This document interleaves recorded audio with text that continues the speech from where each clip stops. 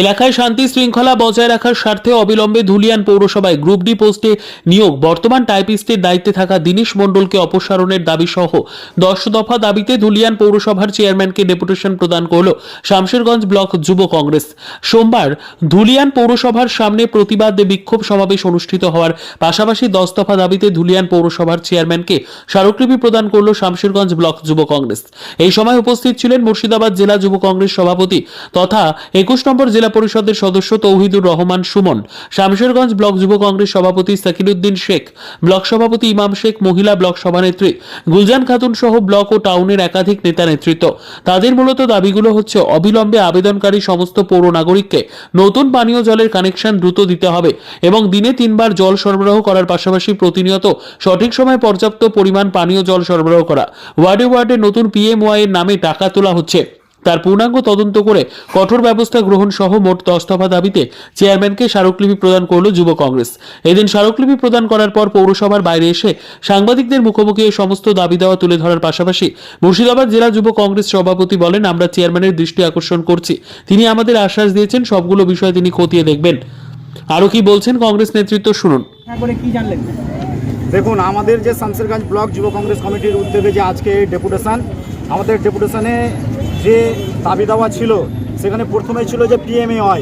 আমরা লক্ষ্য করেছি যে বিভিন্ন ওয়ার্ডে কাউন্সিলরের নেতৃত্ব হোক এবং কাউন্সিলরের চাঙ্গপাঙ্গ থেকে শুরু করে মানে কি যারাই নেতৃত্ব থাক তৃণমূলের ওয়ার্ডের, তারা কিন্তু কোনো না কোনো ওয়ার্ডে টাকা কিন্তু তুলছে, বেশ কিছু ওয়ার্ডে, যেটা আমরা এগুলোর মোটামুটি একটা আমাদের কাছে প্রমাণ আছে।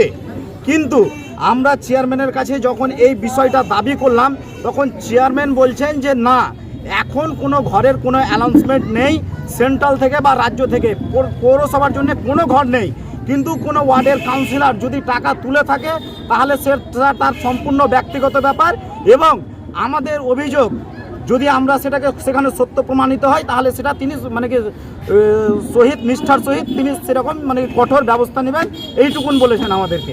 যেহেতু কোনো ঘর নেই তাই আমরা মানুষকে বলবো, পৌর নাগরিককে বলবো যে আপনারা কোনো কাউন্সিলরকে ঘরের টাকা দেওয়ার আগে ভাববেন, ভেবে চিন্তে টাকা দিবেন, কেননা কোনো ঘর নেই।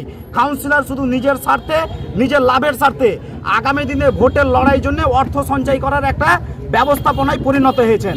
এটাই হচ্ছে এখনকার বর্তমান রাজনীতি কাউন্সিলরদের দ্বারা। সূত্র মারফত একটা খবর আসছে যে কংগ্রেসের নেতাকর্মীদের সঙ্গে তৃণমূলের কাউন্সিলরদের একটা স্বজন পোষণ আছে, কি বলবেন?